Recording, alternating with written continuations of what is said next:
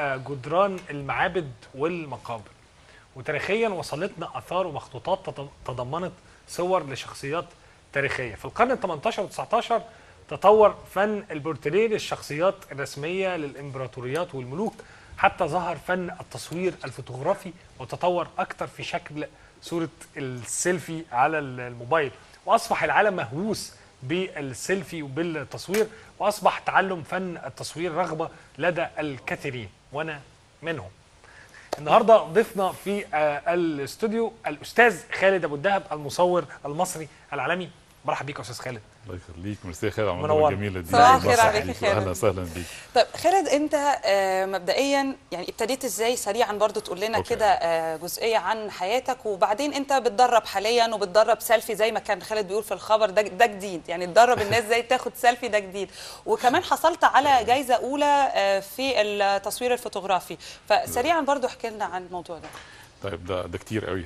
يعني شوف انت عايز تبدا منين. اوكي فاين. هنبتدي من البدايه. هو انا يعني كنت بحب التصوير من زمان كهوايه يعني، لغايه الجامعه ابتديت اشتغل في الاعلانات فحبيت التصوير اكتر.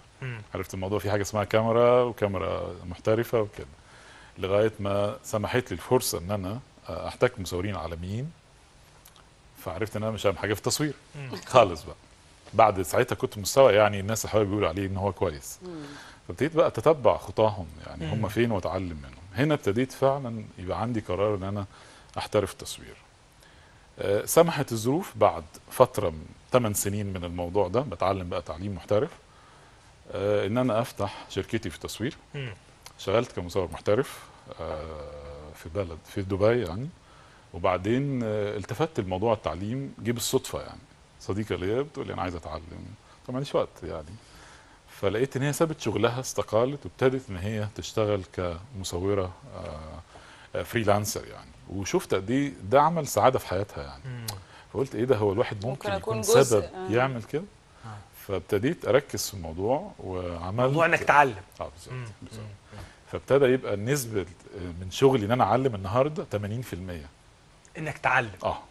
فابتديت بقى اعمله طبعا بشكل يليق وبشكل يكون قوي يعود على الناس اللي هم بينتسبوا للكورسات.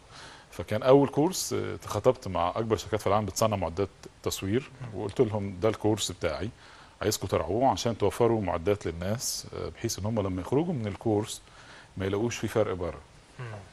انا مهندس ميكانيكا باور اصلا طبعا بطلت انت الحكايه دي. لا ما اشتغلتش فيها اصلا يعني، بس عشان بس دراسه يعني. فالفكره ان التصوير موهبه او ابداع بيخرج عن طريق جزء ميكانيكي اللي هو الكاميرا يعني. فانت لو مش عارف الجزء ده يبقى عندك مشكله تعبر عنه. فده اللي بيميز الكورس اللي انا بعملها قوي، اللي هو الجانب التكنيكال بديله بالظبط نفس المعدات ونفس البيئه بتاعه المحترفه بتاعتنا بتاع التصوير، فبيخرج ما يلاقيش. ده كده موضوع الكورسز. بقيت بقى اشوف ان انا اوصله لفئات مش واصل لها التعليم. يعني انا بؤمن ان اي حد من حقه يصور صوره زي ما شافعني، صح؟ بابا ماما اخواتنا كلنا يعني. ده التصوير محترف على فكره. فده اصبح مسؤوليه على عاتقنا احنا كمصورين محترفين، ان احنا ما نخليش الناس يستمتعوا ازاي بحاجه زي كده. اي حد بيسافر بيحط معاه كاميرا معاه.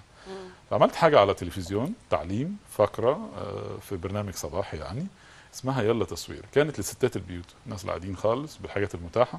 قعدنا اول موسم فيها، تاني موسم عملنا حاجه للاطفال.